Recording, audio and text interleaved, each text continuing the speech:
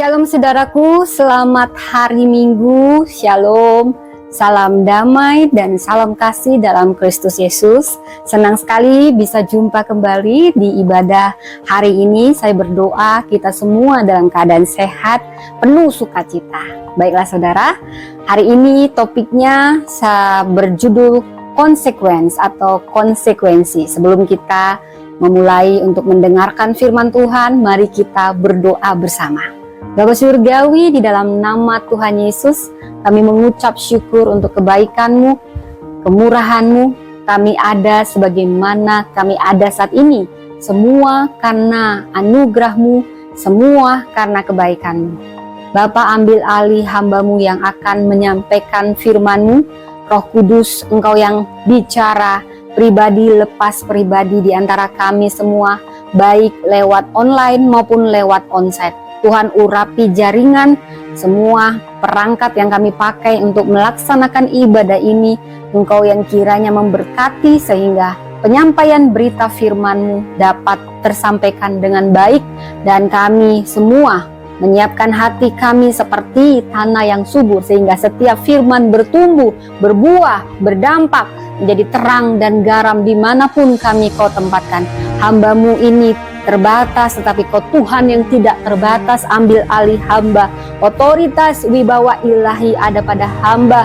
Engkau menyampaikan dan berbicara langsung lewat hamba, berbicara langsung kepada pribadi lepas pribadi. Segala kuasa yang menghalangi pemberitaan firman Tuhan kami patahkan, kami ikat kuasanya di dalam nama Tuhan Yesus. Kuasa darah Kristus menutup bungkus kami dan membaharui pikiran kami, menyerap setiap firman yang Kau sampaikan lewat kami, Roh Kudus, pribadi lepas pribadi. Di dalam nama Tuhan Yesus kami berdoa. Amin. Senang sekali saudara.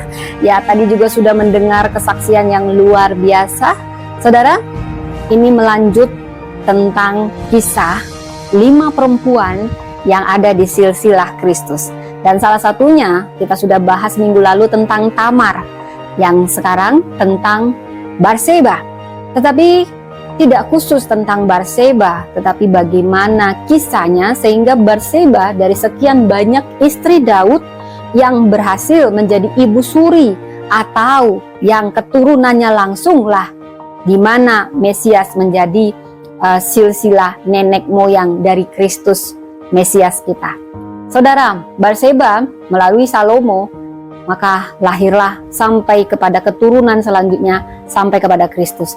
Ada pertanyaan saudara, bila kita melihat kisah Batseba dengan Daud, padahal Daud punya banyak istri, ada anak Saul, anak raja, ada Abigail, wanita yang sangat bijaksana, tetapi kenapa harus melalui Batseba? Sebenarnya topik ini juga saya bawa waktu saya SMA. Ini menjadi pertanyaan sama saya, Tuhan, ini kan memalukan. Lagi pula, kenapa harus Batseba? Ada banyak istri Daud, lebih layak Saul, anak Saul malah mandul. Atau Abigail, dia sangat bijaksana. Tetapi kenapa Tuhan memilih harus melalui Batseba? Apakah sampai ada yang pernah bertanya kepada saya, saudara, ketika saya menyampaikan firman lewat membangunkan fajar di TikTok, bahkan seorang remaja. Jadi Tuhan sebenarnya sudah tahu perencanaannya lewat dosa Daud dan Batseba, sehingga harus lewat Batseba lah lahir Salomo. Sehingga sepertinya seakan-akan Tuhan menyetujui perselingkuhan, perjinahan antara Daud dengan Batseba. Karena kalau tidak ada perjinahan ini, tidak ada pernikahan, tidak ada kematian Uria, bagaimana Salomo akan lahir? Saudara, ini sangat konyol saudara. Tuhan tidak pernah merencanakan bahwasanya Daud harus berbuat mesum, berbuat zina dengan Batseba untuk adanya Salomo, yang walaupun anak hasil zina Daud dan Batseba mati, dan kedua lahirlah Salomo yang menghibur hati mereka. Tuhan tidak pernah merencanakan harus demikian saudara. Tetapi yang mau saya sampaikan, dalam tiap masalah, situasi, Tuhan turut bekerja mendatangkan kebaikan bagi orang yang benar-benar percaya dan benar-benar berharap kepada Tuhan. Mari sebenarnya kita harus memulainya dulu dengan membaca kisah Daud dan Batseba, karena akan banyak ayat yang dikumpas di sini, mungkin tidak semua ya. Dari 2 Samuel 11 ayat 1-27 saya sengaja mewarnainya, saudara. Jadi ada yang mau saya sampaikan di sini, sehingga ada kisah naas antara Daud dan Batseba. Mungkin nikmatnya hanya sebentar, saudara, tapi konsekuensi dosanya itu sampai selamanya, turunannya. Nanti di sini akan dijelaskan bagaimana bahayanya dosa, saudara, yang disembunyikan dan akhirnya dipermalukan, saudara. Jadi kita mulai dari 2 Samuel 11 dari ayat 1. Saya mendapat rema di sini. Pada pergantian tahun, pada waktu raja-raja biasanya maju berperang. Jadi biasanya semua orang secara konsisten tahu tiap pergantian tahun raja-raja biasanya maju berperang. Berarti Daud biasanya maju berperang. Tetapi disinilah kunci celah kejatuhan Daud, saudara. Daud menyuruh Yoab maju beserta orang-orangnya dan seluruh orang Israel. Mereka memusnahkan Bani Amon dan mengepung kota Rabah. Sedang Daud sendiri tinggal di Yerusalem. Jadi Daud sedang melakukan sesuatu yang sewenang-wenang. Seharusnya sebagai raja dia maju berperang seperti biasanya tiap pergantian tahun. Tapi dia memberikan tanggung jawabnya kepada Yoab. Dia bisa dikatakan sedang sewenang-wenang dengan otoritasnya. Ada yang namanya power abuse di sini. Seharusnya Daud konsisten melakukan seperti apa yang biasa dia lakukan. Ini juga memberi saya remah dan ini juga mengingatkan kita semua. Apa yang menjadi tanggung jawab kita, yang konsisten kita lakukan tiap bulan mungkin, tiap minggu mungkin. Jangan pernah Anda tidak melakukannya dan menyerahkannya pada orang lain hanya karena Anda berpikir bahwa Anda bos, bahwa ada yang bisa Anda andalkan. Karena Anda tidak pernah tahu bahwa itu salah satu jerat yang akan membuat Anda jatuh kepada dosa. Sebenarnya inilah jerat seandainya Daud konsisten tidak nganggur. Dia nganggur, hati-hati dengan kita nganggur, saudara. Iblis punya celah masuk di situ. Dan apalagi bukan berbeda nganggur dengan istirahat. Ada saatnya kita harus sabat, kita disuruh istirahat. Tapi ini pada pergantian tahun di mana biasanya raja maju berperang. Tetapi Daud tidak. Karena dia pikir dia raja dan biasa maju, dia menang, Yoab bisa diandalkan, dia alihkan apa yang menjadi tanggung jawabnya kepada Yoab. Disinilah pintu masuk celah itu ketika kita nganggur. Biasanya seorang ksatria, dia punya energi yang sangat besar. Ini juga peringatan buat kita semua. Mungkin kita biasanya olahraga, pada saat itu tidak olahraga. Atau kita berlatih basket karena bentar lagi tiap bulan ada pertandingan. Tapi saat itu kita tidak latihan. Bukan karena emergensi, bukan karena keadaannya, misalnya karena ada yang sakit, ada yang itu beda ceritanya. Ini memang dia yang membuat keputusan. Hati-hati pada kita semua membuat keputusan pada saat Anda tidak benar-benar sangat membutuhkan atau sangat emergensi. Jangan pernah nganggur. Jangan pernah nganggur. Kenapa? Karena orang yang nganggur bisa jatuh kepada narkoba. Orang yang nganggur itu yang buka celah nonton video porno. Kenapa dia nonton video porno? Karena dia nganggur, dia punya banyak energi, dia tidak pakai untuk kerja, dia tidak pakai untuk melakukan apa yang seharusnya dia lakukan. Ini yang menjerat Daud. Daud seorang ksatria, biasa berperang. Tapi pada saat itu dia milih nganggur, karena dia pikir aku kan raja, suka-sukaku. Nah, saat kita juga suka-suka dengan posisi kita, power abuse, hati-hati. Di situ jerat dosa sedang mengintai. Makanya dikatakan selalu berjaga-jaga. Ini awalnya, kenapa saya harus mengawali ini? Karena kalau seandainya Daud tidak pernah, bila kita membaca dari pasal sebelumnya, Daud selalu berperang, bertanggung jawab. Tapi kejatuhannya justru saat nyaman.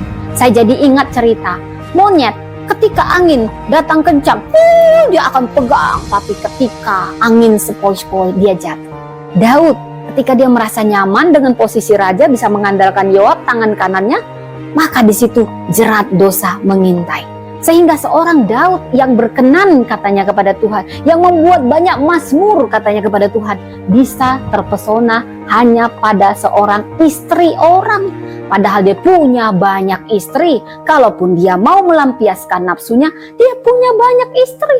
Tetapi kenapa dia akhirnya bisa jatuh dalam jerat mengingini Batseba setelah melihatnya mandi? Pada saat dia nganggur, bila kita membaca dari ayat 2, sekali peristiwa pada waktu petang, Daud bangun di tempat pembaringannya, berjalan-jalan di atas soto istana. Tampaklah kepadanya di atas soto seorang perempuan sedang mandi. Perempuan itu sangat elok rupanya. Kalau saya mendengar banyak kisah, seakan-akan Batseba ini menggoda Daud. Kalau kita kembali ke ayat 1, kita bisa melihat Batseba tidak pernah menggoda Daud. Daudlah yang tidak sedang di posisinya. Seharusnya Daud berperang, tapi dia tidak berperang. Batseba nggak tahu kalau Daud sedang tidak berperang. Jadi Batseba nggak bisa disalahkan. Dia mandi karena memang mandi harus telanjang. Dan pada saat itu, kalau kita lihat berjalan-jalan di atas soto rumah, di sini ada kuncinya, saudara. Karena Daud yang jalan-jalan, Batseba mandi pada saat itu mandi. Pada saat itu, Batseba juga pasti memperhitungkan bahwasanya Daud akan berperang. Karena pada pergantian tahun, biasanya raja maju berperang. Kalau ada yang mengatakan bahwa Batseba sengaja menggoda, dia pasti tahu ada yang ngintip dia. Itu bohong. Ya, itu cuman cari celah, saudara. Saya bisa katakan, di sini Batseba tidak pernah menggoda Daud. Pertama, karena pada pergantian tahun seharusnya Daud maju berperang. Jadi pasti pemikiran rakyat dan pemikiran Batseba juga Daud maju berperang. Siapa yang tahu? Nggak mungkin dong dia umumkan dia nggak berperang. Mana mungkin? Nah saudara, jadi nggak benar, itu harus dipatahkan bahwasanya sebenarnya Batseba tahu dia diintip. Itu nggak benar. Jadi saya pernah membaca ada penafsiran yang demikian. Nah sebenarnya jawabannya ada di ayat 1. Nah di ayat 3, Daud menyuruh orang bertanya pada perempuan itu. Saudara, pada pandangan pertama itu nggak dosa.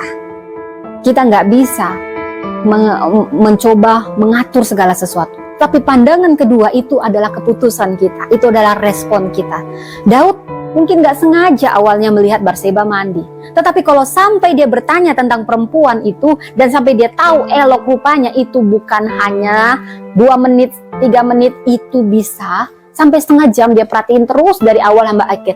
Itu artinya memang dia yang membuat pilihan untuk melihat Batseba. Dia bisa aja ngalihkan dia pergi kalau dia berintegritas. Tapi karena itu tadi, kalau laki-laki yang harusnya berperang tapi nganggur, nah itu akhirnya gairah untuk berperang itu bisa menimbulkan nafsu, saudara. Tapi sebenarnya berulang kali Daud sudah mendapat peringatan. Ya, sekalipun dia ditanya, peringatannya di mana? Di ayat 3, ketika Daud bertanya tentang perempuan ini, Batseba, namanya Batseba binti Eliam, istri orang Het. Dia pasti kenal siapa Batseba binti Eliam. Eliam adalah anak Ahitofel. Ahitofel adalah penasehatnya. Artinya Batseba bukan rakyat jelata. Dia wanita bangsawan. Dan dia juga tahu itu istri Uria, salah satu istri dari bisa dibilang ini prajurit berkelas. Ya, bisa dibilang kayak Kapolres lah, Kapolsek. Tapi ini artinya Daud sudah diperingatkan. Ini bukan orang sembarangan. Ini sudah punya suami. Tapi saudara, sebenarnya Daud sedang melecehkan Batseba. Mungkin Daud raja. Kalau dari konteks zaman dulu, apapun yang raja mau, raja kehendaki, raja bisa minta. Tetapi Daud, dia mengambil Batseba itu diam-diam. Dan sekalipun dia tahu bahwa itu cucu Ahitofel penasehatnya, dia meremehkan Batseba. Dia melecehkan Batseba. Dia tahu Batseba sudah punya suami. Saya kalau disuruh demikian, saudara, itu namanya kamu nggak menghormati saya. Saya ini bersuami, saya bukan janda, saya bukan gadis biasa, saya bersuami, saya cucu dari penasehatmu. Coba bayangin, saudara, katanya mana Daud yang mengalahkan Goliat? Mana Daud yang katanya bermazmur? Di mana? Kok nggak punya sopan santun? Moralnya di mana? Katanya yang mengalahkan Goliat dengan nama Allah, berani sekali. Di mana? Nah itu, kalau nganggur, kalau nggak pada tempatnya, saudara, kita ini tidak ada yang kebal dengan dosa. Jangan pikir Anda kebal. Mau Anda nabi, mau Anda pendeta penuh urapan, hati-hati pada saat Anda nganggur yang seharusnya Anda bekerja. Apapun bisa kehilangan akal sehat. Karena kamu sudah buka celah, maka celah yang lebih besar akan terbuka, saudara. Daud menyuruh orang mengambil dia. Berarti Daud sedang meremehkan Batseba sebenarnya. Batseba, kesalahannya adalah dia tidak berkata, "Tidak Daud, tidakkah kau tahu raja?" Daud adalah raja. Pada zaman konteks itu, raja itu seperti Tuhan, saudara. Apa yang menjadi perintahnya itu mutlak. Apalagi di zaman Batseba, perempuan kelas 2. Bahkan suaranya nggak dihitung, saudara. Makanya 5.000 orang laki-laki, perempuan nggak dihitung. Karena memang pada zaman budaya itu, saya sedang bicara budaya, bukan bicara tentang kebenaran. Perempuan kelas 2. Jadi saya bisa memahami Batseba. Bukan berarti dia menggoda, dan juga belum tentu dia mau sebenarnya tidur sama Daud. Banyak yang menafsirkan Batseba memang salah, Batseba pasti menggoda. Tidak, Batseba tidak menggoda. Karena memang Daud tidak pada tempatnya. Dia harusnya berperang, tapi dia nganggur. Batseba memang dia perlu mandi, apalagi baru membersihkan dari kenajisannya. Dan Batseba mandi memang harus telanjang. Dan Batseba nggak tahu kalau ada orang di atas sotoroma. Bila kita melihat konteks budaya saat itu, memang atapnya langit itu harus terbuka, saudara. Ini kuncinya yang mau saya nyatakan, saudara. Setelah disuruh orang mengambil dia, sebenarnya Batseba sudah merasa terlecehkan, saudara. Daud, bukankah kau nabi Tuhan? Bukankah kau hamba Tuhan? Pasti Daud dipuja-puja rakyatnya. Dan mungkin juga Batseba salah seorang perempuan yang mengagumi Daud. Mengagumi belum tentu mencintai, saudara. Yang saya yakin, Batseba kalau bisa nikah sama Uria orang Het, bukan orang Israel, tapi mendapat naturalisasi menjadi orang Israel dari orang Het, itu artinya si Uria punya sesuatu. Dia memang kesatria dan memang terlihat berulang kali dia menunjukkan kesetiaannya kepada Daud, walaupun sedang melakukan manipulasi terhadap dia karena menyembunyikan dosa. Saudara, ketika perempuan ini datang dan Daud menidurinya, sebenarnya Batseba sedang dilecehkan. Tapi kesalahannya, dia tidak berani berkata tidak. Saudara, lihat di sini bagaimana dosa itu sudah melingkup ketika kita membuka celah. Tidak membuka celah. Daud sedang membuka celah saat dia tidak melakukan tanggung jawabnya yang seperti biasa dia lakukan. Kemudian dia makin buka celah ketika dia melihat-lihat dan dia tidak memalingkan, tetapi justru menikmati. Ingat, perselingkuhan itu tidak ada yang namanya hila. Kami hila, bohong. Itu semua dimulai dari pikiran dan sudah direncanakan. Bahkan itu sudah dipikirkan berbulan-bulan, saudara. Jadi tidak ada yang namanya dosa perselingkuhan adalah dosa yang tidak disengaja. No, saudara. Itu sudah berulang kali kita membuka celah di pikiran kita, seperti Daud. Kemudian setelah Batseba diketahui hamil, dikatakan di situ, ketika dibilang kepada Daud, tolong sampaikan bahwasanya aku mengandung. Daud ketakutan, saudara. Setelah dia meniduri Batseba, dia nggak pernah merasa berdosa. Batseba mungkin kita nggak tahu ceritanya, tetapi kalau di Perjanjian Baru, yang di sini Daud itu merampas Batseba. Kalau yang dirampas itu nggak pernah salah, saudara. Karena memang wanita nggak dihitung, wanita nggak boleh bersuara. Wanita ini tidak menggoda. Jadi bisa saya katakan Batseba sebenarnya korban dari power abuse, penyimpangan wajah kuasanya Daud. Tetapi Batseba turut mendapat konsekuensi. Saudara, saat itu Uria adalah seorang kesatria, saudara. Dari semua yang saya baca, bahkan saya kalau disuruh, "Hei, pergilah," katanya begini, "pergilah ke rumahmu dan basuhlah kakimu." Ketika Daud tahu Batseba hamil, dia sedang melakukan manipulasi, saudara. Jahat sekali. Seharusnya kalau dia sudah tahu meniduri Batseba dan Batseba hamil, kalau dia kesatria, dia mengakui kesalahannya pada Uria, tetapi dia tidak mau mengakuinya. Kenapa? Sedang jaga reputasinya. Saudara, sebenarnya kalaupun dia melihat Batseba, dia kan punya banyak istri, dia punya banyak gundik, dan kalaupun memang dia mengingini Batseba, sebenarnya pada saat itu dia juga bisa meminta pada Uria, karena raja bisa punya kuasa pada saat itu, saudara. Tetapi Daud sangat manipulatif. Dia sedang memakai wajah munafik sebagai seorang raja yang dikenal berkenan di hati Tuhan. Hati-hati, kita juga bisa memakai topeng-topeng kita untuk menutupi dosa-dosa tersembunyi kita. Tapi yang mau saya katakan, hati-hati dengan ini. Ketika kita menyembunyikan dosa kita, percayalah, dosa yang lain akan beranak pinak.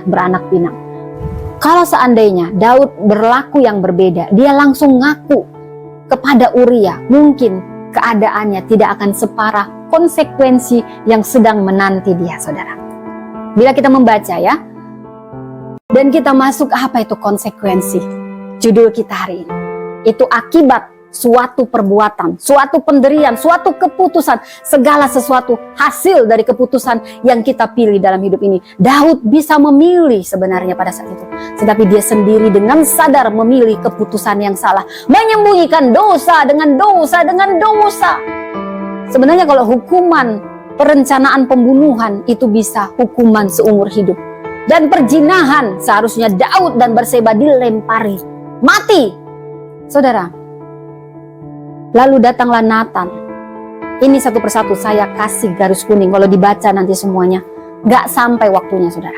Malapetaka akan kutimpakan atasmu yang datang dari kaum keluargamu sendiri. Aku akan mengambil istri-istrimu di depan matamu dan memberikannya kepada orang lain. Orang itu akan tidur dengan istri-istrimu di siang hari. Sebab engkau telah melakukannya secara tersembunyi, tetapi aku akan melakukan itu di depan seluruh Israel. Mungkin saat ini dengan posisi Anda saya tidak tahu, atau ini peringatan kalau nanti Anda punya posisi tinggi, lalu Anda seperti Daud karena Anda tidak berjaga-jaga atau tidak sedang melakukan apa yang menjadi tanggung jawab Anda, mulai kompromi. Hati-hati. Saya ingatkan, kita saling mengingatkan. Kalau kita menyembunyikan dosa, kita tahu itu dosa, kita nggak pernah ngaku, bahkan menutupi dosa dengan dosa, kebohongan dengan kebohongan, percayalah, ada waktunya Tuhan mempermalukan kita. Dia mendisiplin setiap kita anak-anaknya. Apalagi kalau kita udah tahu kebenaran, kalau Roh Kudus sudah bilang, sebenarnya pasti Roh Kudus bekerja di hati Daud. Tetapi Daud membuat keputusan, tidak Tuhan, reputasi lebih penting, aku raja, apa kata dunia, oh aku bisa manipulasi, oh aku dianggap pahlawan. Banyak orang demikian, suka dipuja-puja, ada yang tidak bersalah, dia sudah kehilangan belas kasihan. Hati-hati saudara. Dan saudara, akhirnya hasil anak perzinahan dari Daud dan Batseba mati pada hari ke-7. Dia berzina dengan Batseba hanya sekali, mungkin gak nyampe 15 menit atau 10 menit saudara. Tetapi pedang tidak berhenti dari kerajaan Daud, dari keluarganya sendiri sampai selamanya. Setelah ini, bila kita membaca ya, 2 Samuel 11, 12, 13, itu semua konsekuensi. Itu semua bicara tentang konsekuensi saudara. Lalu, sekalipun Daud berusaha berpuasa, konsekuensi tetap dijalankan. Daud menghibur hati Batseba. Lalu disinilah Daud akhirnya diberi anak kedua, Salomo, karena Tuhan sangat mengasihi anak ini. Sebenarnya di sini juga ada kisah, saudara. Jadi bila kita membaca Mazmur 51 itu kisah bagaimana Daud hancur hati. Tetapi perbedaan Daud dan Saul, di sini letak perbedaannya. Daud punya hati besar ketika ditegur. Saudara, relakan hatimu ketika ditegur. Sekalipun yang menegur kamu adalah kepala RT, sementara kamu adalah Kapolsek, atau kamu adalah Kapolri, relakan hatimu ditegur saudara. Daud ditegur Nabi Nathan. Sebenarnya Nabi Nathan juga bisa aja dibunuh oleh Daud. Tetapi Daud berhati besar menerima konsekuensinya. Dan memang sekalipun Daud berkenan di hati Tuhan, dan dia jatuh dari dosa ini, pelajaran bagi kita, tidak ada yang kebal dengan dosa. Akhirnya apa saudara? Konsekuensinya 4 kali lipat saudara. Pedihnya minta ampun hanya untuk dosa. Mata ini gak bisa dijaga, gak bisa dikontrol gairah ini, yang harusnya hanya 20 atau 10 menit, tetapi konsekuensinya 4 kali. Anak Daud 4 orang mati, yang membuat air matanya di masa tuanya begitu banyak, menuai penderitaan. Sekalipun Daud sudah berpuasa minta ampun Tuhan, ampun Tuhan, dia berpuasa, dia hancur hati. Tapi konsekuensi tetap, kau raja, kau harus kudisiplin. Kita anak-anak Tuhan akan didisiplin saudara. Makanya lebih baik gak usah buka celah. Kalau memang sudah jatuh dalam dosa, cepat-cepat akui, gak usah buat bohong dengan bohong. Kamu akan dipermalukan lebih lagi. Keterbukaan awal dari pemulihan. Semakin lama kamu menutupi kebohongan, semakin banyak korban, semakin banyak air mata.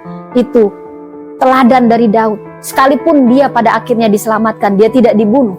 Karena dia minta ampun, maka Tuhan tidak membunuh dia. Nyawanya tetap ada. Tetapi anaknya mati. Pedang tidak pernah berhenti dari keluarga Daud. Sedih sekali. Ada kekerasan, ada pemerkosaan, ada pembunuhan, ada perebutan tahta. Gak pernah damai. Hanya karena Daud pernah berkonspirasi membunuh Uria. Tetapi pembunuhan tidak pernah selesai dari Daud. Saudara, jangan macam-macam dengan konsekuensi dosa, terutama Anda pemimpin. Anda dituntut lebih karena Anda tahu kebenaran, tapi coba main-main, hati-hati. Memang dosa Daud diampuni dari hukuman mati. Memang Daud dipulihkan hubungannya, tapi konsekuensi tetap dijalankan, saudara. Karena memang ada di Keluaran 22 ayat 1 ya, ini tentang ganti rugi 4 kali lipat. Jadi sebenarnya ketika Nathan menyindir Daud, Nathan sedang memberitahu hukumannya sendiri, saudara. Lewat perkataan Daud sendiri, dia harus mengganti rugi 4 kali. Itulah yang dialami oleh Daud. 4 anaknya mati dan pedang tidak pernah berhenti. Istrinya ditiduri di depan semua orang. Dia cuma meniduri satu istri, Uria, yang baik hati. Tapi Tuhan mempermalukan dia. Istrinya ditiduri banyak sekali di depan semua orang. Dia sembunyi-sembunyi, tapi Tuhan terang-terangan. Hati-hati, saudara. Sebenarnya Roh Kudus sudah bekerja di hati Daud ketika diberitahu itu Batseba, anak binti Eliam, cucunya Ahitofel penasehatmu, suaminya Uria, kesatria yang luar biasa setia. Tapi Daud sangat power abuse, dan konsekuensinya terlalu besar, saudara, dibanding kenikmatannya. Saudara, kenapa mesti Batseba? Kenapa harus lewat Batseba? Daud dan Batseba hancur hati. Daud bisa hancur hati, tapi sebenarnya yang paling hancur di sini adalah Batseba. Kesalahan dia juga sebenarnya nggak bisa disalahin, karena memang pada saat itu perempuan kelas 2, dia tidak bisa teriak. Mungkin Batseba sedang mempertahankan posisi suaminya. Dia pikir, oh cuman tidur semalam, biarlah supaya dia pun sayang sama suamiku. Karena memang pada zaman itu Abraham sendiri berbohong tentang Sarah, kalau itu adalah istrinya, daripada dia dibunuh. Jadi mungkin Batseba mirip-mirip seperti yang dilakukan oleh Abraham, tapi bukan konteks yang sama. Mungkin Batseba nggak berani bilang, tidak, aku istri Uria. Mungkin dia hanya takut, oh kau raja, supaya suamiku juga aman. Mungkin saja karena itu. Ketika dia meratapi kematian Uria, itu membuktikan dia sangat mencintai suaminya. Sebenarnya selain dia dilecehkan, dia yang paling banyak berduka. Tahukah saudara, kalau seorang istri bersaing dengan banyak istri, di situ ada persaingan. Dia sudah punya suami, pasti dia yang dituduh. Oh, ini penggoda raja kita. Ini sudah bersuami, tapi godain raja kita. Wanita yang selalu disalahin. Tapi Tuhan melihat manusia itu berbeda. Dia melihat hati. Batseba punya kebijaksanaan. Kita punya kebesaran hatinya Batseba. Dia tidak pahit terhadap Daud. Dia juga tidak pahit terhadap dirinya. Dia juga tidak pahit terhadap Tuhan. Karena itulah anak dari Batseba menjadi raja. Karena punya ibu yang bijaksana. Batseba seorang yang berhati besar. Dia nggak pernah ngata-ngatai Daud. Dia nggak pernah marah sama Daud. Sebenarnya dia yang paling jadi korban, dilecehkan. Suaminya dibunuh, anaknya mati, tapi tidak ada umpatan keluar dari mulutnya terhadap Daud. Walau hanya air mata, saya yakin pasti perempuan hanya bisa nangis.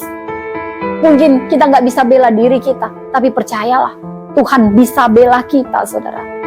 Batseba mungkin hanya bisa nangis, mungkin dia juga punya penghakiman dari lingkungan dia. Rasain, wanita penggoda, rasain, kena tulah. Dia pasti mungkin aja mendapat cemooh-cemooh, bully-bully seperti itu. Apalagi Daud punya banyak istri, dia punya banyak saingan. Tapi dengan kisahnya ini, pernahkah Anda bertanya, kenapa harus lewat Batseba? Banyak istri Daud. Bahkan yang lebih bijaksana, Abigail. Kenapa dari Batseba? Itu bukan kebetulan, saudara. Karena Tuhan melihat kebesaran hati Batseba. Tuhan mengingat air mata penderitaan dia. Dan Tuhan menghargai Uria. Karena itu di silsilah Kristus bukan nama Batseba, tetapi istri Uria. Tuhan sangat menghargai militannya Uria dan bagaimana dia diperlakukan semena-mena. Tuhan ingat kita semua, saudara. Mungkin manusia bisa menyembunyikan, tapi percayalah, sebagaimanapun Anda dilecehkan, hak Anda diambil, Anda dimanipulasi, Tuhan menyimpannya. Dan Tuhan menghargai orang-orang yang jujur, orang-orang yang setia sekali dengan Batseba. Sebenarnya situasinya pasti beda kalau saya pikir-pikir. Seandainya Daud langsung ngaku dan bilang sama Uria, mungkin di sini saat kita sedang mencoba membela diri kita dengan mengorbankan perasaan orang lain, pasti Batseba juga bisa menilai Daud, kamu yang hamili aku, kamu nggak ngomong sama suamiku, malah kamu sedang manipulasi suami. Dia sedang berusaha jaga nama baik, saudara, sebenarnya reputasi. Demi hidupmu dan demi nyawamu aku takkan melakukan itu. Ini kata-kata dari seorang kesatria. Tapi Daud sudah kehilangan belas kasihan di sini. Karena dia merasa jengkel terhadap Uria. Kesatrianya yang begitu berintegritas, tidak ada kesatria yang sangat berintegritas seperti Uria. Dia tega menulis surat kepada Yoab dengan perantaraan Uria sendiri tentang bagaimana Uria harus ditempatkan di barisan depan. Ini adalah konspirasi pembunuhan Uria. Uria bukan orang jahat. Kalau Uria jahat, boleh Daud berkata demikian. Uria adalah korban, Batseba adalah korban. Daud seharusnya bisa jatuh, siapapun bisa jatuh. Tapi kesalahan Daud, dia menyembunyikan dosanya dengan berbuat dosa, banyak dosa, dan orang-orang yang tidak berdosa yang jadi korbannya. Hanya demi reputasinya, hanya demi kesewenang-wenangnya. Saudara, lihat bagaimana dosa melahirkan dosa, dan banyak orang-orang tidak berdosa akhirnya jadi korban Daud. Pertama, Batseba harus dilecehkan, padahal Daud punya banyak istri. Lalu Uria, dia bukan jahat, tidak ada pegawai atau prajurit semilitan Uria, tapi dibunuh. Dan coba bayangkan seorang raja yang berkenan membunuh orang yang sangat baik terhadap dia. Dan dia mati terbunuh. Bayangkan. Ayat 26 saya lompat. Bagaimana istri Uria bahwa suaminya meninggal. Ini bukti bahwa Batseba sangat mencintai Uria. Sebenarnya saya bisa katakan Batseba sudah sangat terpukul ketika dia ditiduri Daud, dan sangat terpukul ketika dia tahu hamil, dan lebih terpukul lagi ketika dia tahu suaminya mati. Mungkin dia mau minta maaf, mungkin dia mau jujur karena dia nggak pernah ketemu sama suaminya. Dengan ratapannya ini kita tahu bahwa Batseba sangat mengasihi suaminya, saudara.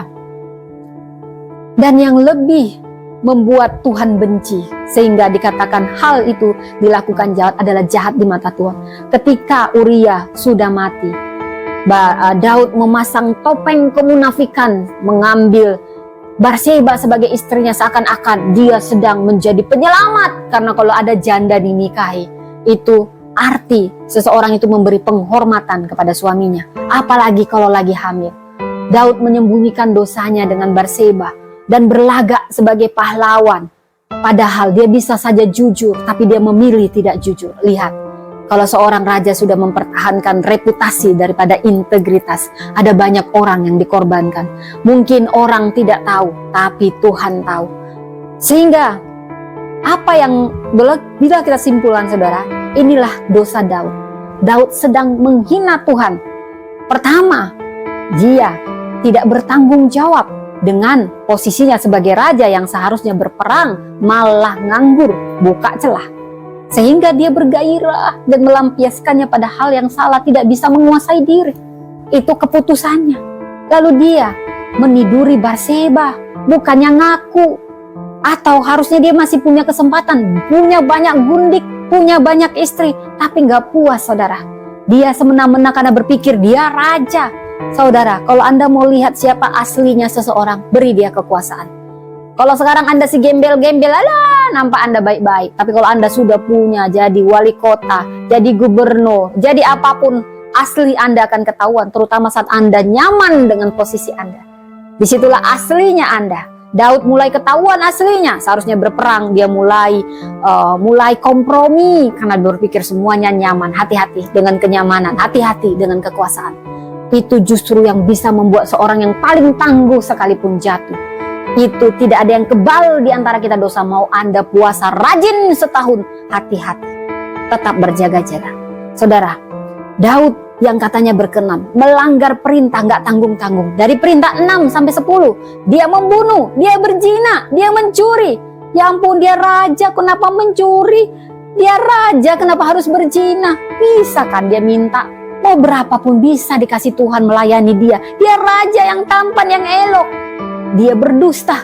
Ngapain dia berdusta? Kalaupun dia jujur, kan gak mungkin dilempari batu. Justru orang akan salut.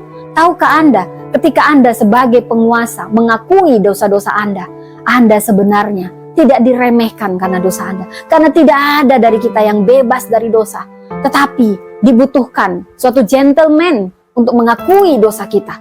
Terutama ketika kita merasa kita sudah di posisi kuat. Jangan takut saudara. Ketika Anda menjaga integritas Anda, mungkin Anda malu. Mungkin Anda diremehkan sahabat itu, tapi akan lebih malu kalau Anda menyembunyikan dosa Anda itu. Kalau Anda menyembunyikan, Tuhan akan mempermalukan Anda dengan terang-terangan. Apalagi kita anak-anak Tuhan. Dibedakan, dilakukan disiplin sama kita. Beda dengan anak dunia. Kenapa? Karena Tuhan ingin anak-anaknya benar-benar menghargai kekudusannya. Saudara, ini menghina Tuhan. Kenapa? Karena Daud tahu kebenaran. Setiap orang yang tahu kebenaran, tapi sengaja dan dia tahu melanggarnya, dia sedang menghina Tuhan. Dan Daud seorang raja, dia bisa minta. Tapi dia melakukan hal yang jahat pada orang-orang yang baik. Uria bukan perampok, Uria bukan pembunuh, Uria kesatrianya yang sangat-sangat berbakti pada dia. Sehingga Tuhan menghargai Uria. Bukan nama Batseba di silsilah Kristus, tetapi dari istri Uria. Dia sedang menghargai Uria. Orang-orang tidak tahu kalau Daud berkonspirasi, tapi Tuhan tahu. Tuhan tahu ketika Anda semena-mena dengan kekuasaan Anda. Mungkin Anda selamat saat ini. Tetapi percayalah, setiap dosa yang Anda sembunyikan akan Tuhan koyakkan. Ketika dia sudah tegur Anda, akui. Tapi Anda tidak mau mengakui demi reputasi. Padahal di surga, reputasi kita itu nggak penting saudara. Seandainya Daud dari awal ngaku, mungkin nggak akan banyak korban. Tahukah saudara? Konsekuensi yang diterima Daud apa? Ketika Nathan menegur dia.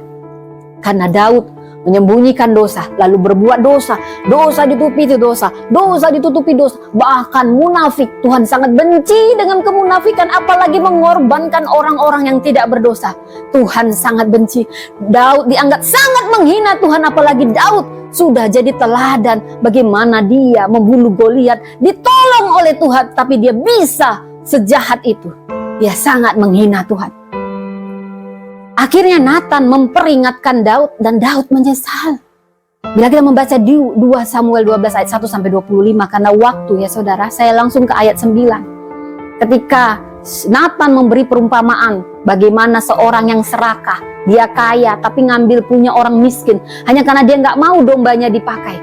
Itu semua cerminan Daud. Seharusnya Daud bisa minta perempuan yang lebih cantik dari Batseba. Mau minta ambil, boleh, dia raja. Atau permisi sama Uria, kalau nggak dikasih baru. Kalau itu ceritanya pasti beda saudara. Mengapa engkau menghina Tuhan dengan melakukan apa yang jahat di matanya?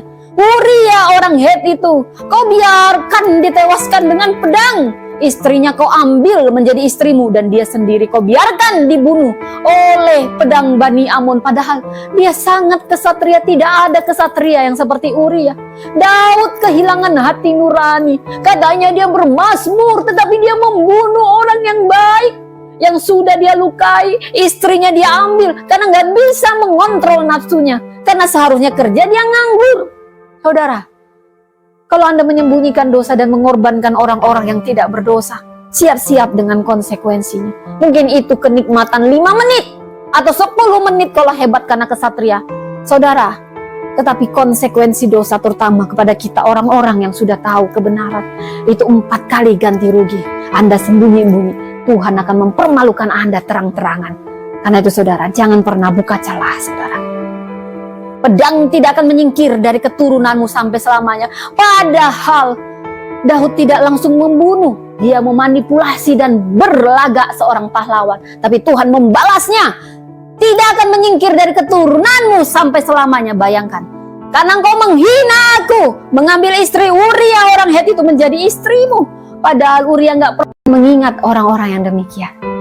Jadi apa yang bisa kita pelajari dari kejatuhan Daud dan Batseba, hingga akhirnya Batseba pun dipilih menjadi ibu suri, di mana silsilah Kristus menyebut namanya sebagai istri Uria. Itu bukan kebetulan, itu ada maknanya. Tuhan sedang mengingat Uria yang dimanipulasi tanpa tahu dosanya, tanpa tahu istrinya sudah ditiduri, tanpa tahu Daud sedang berkonspirasi dengan Yoab. Tapi Tuhan ingat Uria, dan nama Uria tidak pernah lepas dari silsilah Kristus. Di sini ada seseorang yang sudah dinodai Daud, tetapi Daud tetap berkenan di hatiku. Sebesar apapun dosanya, aku tetap menghargai Uria, aku juga menghargai Daud yang berdosa. Jadi saudara, dari sini bisa kita pelajari, tidak ada yang kebal dengan dosa. Mau Anda puasa 10 hari, 10 malam tiap minggu, tidak ada yang kebal. Jadi jangan buka celah, lakukan tanggung jawab Anda. Jangan pernah delegasikan kalau bukan karena emergensi, karena itu bisa jadi celah. Dan kita semua punya titik-titik rentang, termasuk saya. Saya juga punya titik rentang. Saya mendapat rema di sini.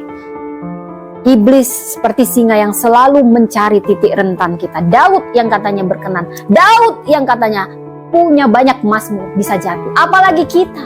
Jadi jangan pernah buka celah, saudara. Dan percayalah, setiap dosa yang tersembunyi, yang kau sembunyikan terus saja untuk menjaga reputasi, gengsi, makan itu gengsi, nanti akan terbongkar, bahkan kau dipermalukan lebih malu. Saudara, jadi lebih baik cepat-cepat ngaku, walaupun ya malu, ya tetap malu. Namanya itu konsekuensi, tapi akan lebih malu kalau kamu membuat dosa yang beranak pinak. Dan Tuhan akan mengampuni kita kalau kita bertobat. Pengampunan selalu ada. Pengakuan, penyesalan Tuhan sangat hargai. Hati yang hancur Tuhan hargai. Tetapi disiplin ilahi tetap ditegakkan.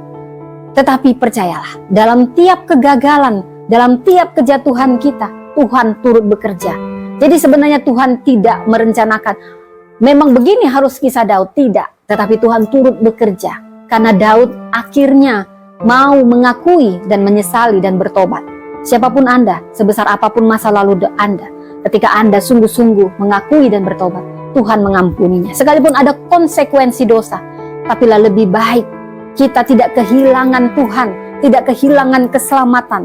Lebih baik kita tanggung dengan hati yang besar. Tetapi percayalah, ketika pun kita harus menghadapi konsekuensi dosa kita, selalu ada kasih karunia Tuhan di situ. Justru karena itu, Batseba, lewat dialah Salomo yang akhirnya menjadi nenek moyang Kristus. Karena Tuhan sedang mengingat semua, baik Daud, baik Batseba, air mata mereka, kesedihan mereka, mungkin mereka nangis. Apalagi Batseba, ketika anaknya yang sudah 7 hari, mungkin ganteng seperti Daud, seperti dia cantik elok, mungkin anaknya sehat, tiba-tiba ditulahi mati. Itu hatinya, itu anak pertama, saudara. Dia ingat, mungkin dia mengandung, kalau bahasa Bataknya udah mandele, dia, suaminya meninggal. Tapi Tuhan melihat air mata saudara, walaupun dosa saudara. Tapi di situ ada penyesalan, datanglah pada Tuhan. Sehancur apapun kamu, sekelam apapun, datanglah pada Tuhan. Berhati besarlah, terima konsekuensinya. Tapi ingatlah dan percayalah, Tuhan tidak terlalu jauh. Dia juga punya kasih karunia. Bukankah kita ada karena kasih karunia? Sekalipun kita punya banyak dosa, belum lagi dosa-dosa tersembunyi yang belum juga kita bongkar. Malam ini kalau masih ada, bongkarlah. Daripada nanti konsekuensinya lebih parah dan lebih malu. Kita jaga kekudusan. Karena perselingkuhan atau apapun, nikmatnya cuma sedikit dibanding konsekuensinya 4 kali, saudara. Jadi jangan pernah mau membuka untuk 4 kali itu.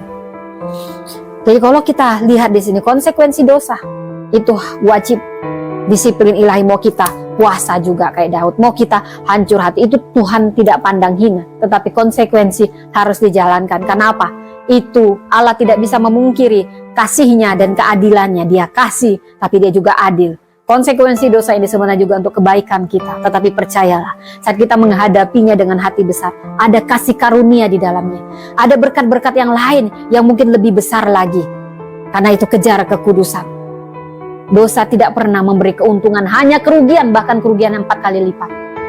Galatia 6 ayat 7, Allah tidak membiarkan dirinya dipermainkan. Kalau Anda sudah tahu, Anda harus ngaku tapi nggak ngaku, lebih baik ngaku malam ini. Pada pasangan Anda, kalau Anda berbuat serong, kalau Anda berkhianat, akui. Daripada nanti Anda dipermalukan 4 kali lebih malu. Kalau Roh Kudus sudah bilang akui, akui. Jangan mengeraskan hati. Nanti lebih keras yang Anda dapat. Tapi harus bijaksana. Ada yang kamu ngakui kepada Tuhan, memang ada konsekuensi. Kamu juga nggak ngakui, tetap ada konsekuensi. Bahkan konsekuensinya bukan 4 kali. Konsekuensinya mungkin ratusan kali. Kamu mati, banyak yang mati, tapi tidak ada solusi. Tidak ada perdamaian. Sekalipun banyak pedang di keluarga Daud, tapi Daud tetap menjadi raja. Keturunannya tetap tidak bisa di bumi hanguskan. Tetap dari keturunan Daud sampai silsilah Kristus. Sekalipun banyak pedang, sekalipun banyak dibunuh anak Daud, cucu Daud atau apapun. Tapi yang namanya janji Tuhan tidak. Jadi tiap konsekuensi memang berat. Jadi hati-hati dengan keputusan Anda, hati-hati dengan pilihan Anda, ini sangat berdampak sekali. Selalu ada konsekuensi untuk tiap tindakan yang kita ambil. Konsekuensi buruk akan terjadi bila pilihan kita buruk. Karena itu, hati-hatilah dengan pilihan Anda. Tapi percayalah, kasih karunia Tuhan tetap ada. Tidak peduli sebesar apapun pelanggaran kita, selalu ada harapan di dalam Tuhan. Jangan makin lari dari Tuhan, tapi larilah mendekat kepada Tuhan. Kau seperti anak yang sedang dididiknya, dipeluknya. Sama seperti kita orang tua. Kita hanya mendisiplin anak kita, tapi kita tidak membinasakannya. Demikian Bapa kita. Sekalipun kesalahan kita menerima konsekuensinya. Sesedihnya kita, sebenarnya Tuhan kita lebih sedih. Makanya dia bilang, kau menghina aku Daud. Aku bisa beri kau istri mau 1000. Tapi kau hina aku. Aku Tuhan, kau tinggal minta. Kenapa kau curi? Kenapa kau bunuh Uria? Karena aku mengasihimu, kau harus kuhajar. Untung Daud berhati besar. Ya Bapak, hajarlah aku. Oh sakit, anakku mati. Oh sakit, hanya karena aku benci. Aku membunuh Uria. Oh yang mati lebih banyak. Tetapi Daud diberi kasih karunia dan kekuatan ketika kita siap menerima konsekuensinya. Tuhan selalu memberi kasih karunia untuk kita mampu menanggungnya, saudara. Karena itu, jangan pernah jauh dari Tuhan. Tuhan selalu punya yang terbaik. Itulah yang dialami saat dia memperanakan Salmon, sampai dia memperanakan Salomo dari istri Uria. Tuhan menghargai setiap Anda yang mungkin tidak sempat membela diri. Anda nggak ngerti, Anda hanya jadi korban, percayalah. Pada suatu saat kebenaran akan terungkap, siapapun Anda. Sama seperti Tuhan mengingat Uria yang sudah mati, bahkan namanya tertulis untuk menghormati dia. Dan juga untuk pelajaran bagi kita, bagi semua orang. Jangan pernah main-main dengan dosa.